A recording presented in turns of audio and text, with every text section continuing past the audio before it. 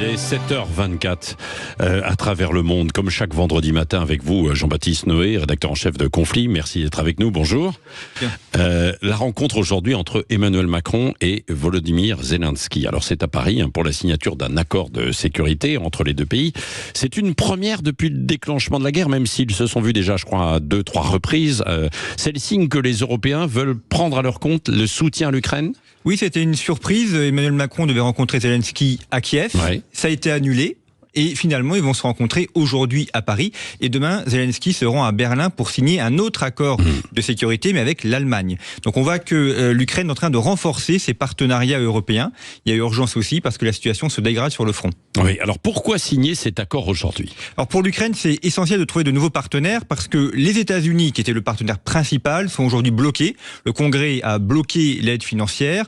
Donald Trump a annoncé que s'il était élu, ce qui est probable, il arrêterait de soutenir l'Ukraine. Ouais. Donc il est absolument essentiel pour Kiev de trouver de nouveaux partenaires. Et ça peut passer évidemment que par l'Allemagne et la France, qui sont les deux plus grands pays européens. Oui, c'est l'objectif, c'est de sécuriser un peu cette aide européenne, quoi. Exactement. Alors on n'a pas encore le contenu complet sur l'accord, mais il s'agit d'apporter à la fois une aide financière et une aide militaire, ce qu'on fait d'ailleurs déjà depuis mars 2022.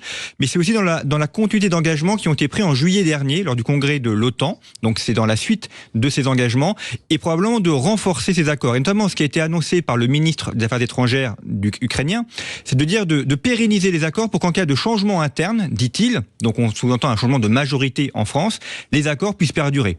Donc au-delà de 2027, si jamais un gouvernement voulait renverser les accords. Attendez, au-delà de 2027, on espère que d'ici là, on trouvera peut-être une issue à ce conflit, quoi. Ça veut dire qu'on est très pessimiste, quoi. Alors ça, c'est l'ambiguïté effectivement de l'accord, où d'un côté, les Ukrainiens veulent aller vite et mettre un terme rapidement à la guerre, et cet accord, c'est un engagement sur le très long terme, donc au moins 3 ou 4 ans, ce qui veut dire que beaucoup prévoient une guerre d'usure, une guerre qui risque de durer effectivement longtemps. Oui, c'est ça. En quoi c'est aussi important pour l'Ukraine et aussi pour les Européens, cet accord ? Alors, il y a l'aspect sécuritaire et financier sur le long terme, et puis il y a aussi la situation sur le front. Aujourd'hui, les Russes sont en train de grignoter, ils avancent légèrement, mais ils avancent. Beaucoup craignent aussi une grande offensive au mois de mars, avec le dégel et la reprise le début du printemps.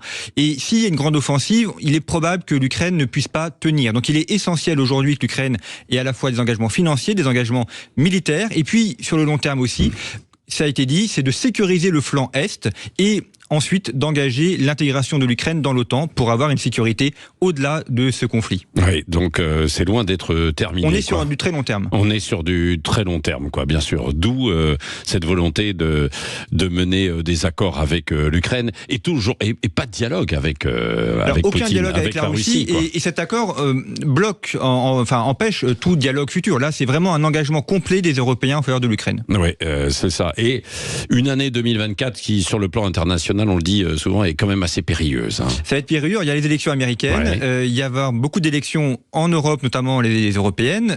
En Afrique aussi. On le voit au Sénégal, ça commence à tanguer. On avait parlé la semaine dernière. Ça va être une année compliquée et intéressante à suivre. Et toujours le Proche-Orient, évidemment.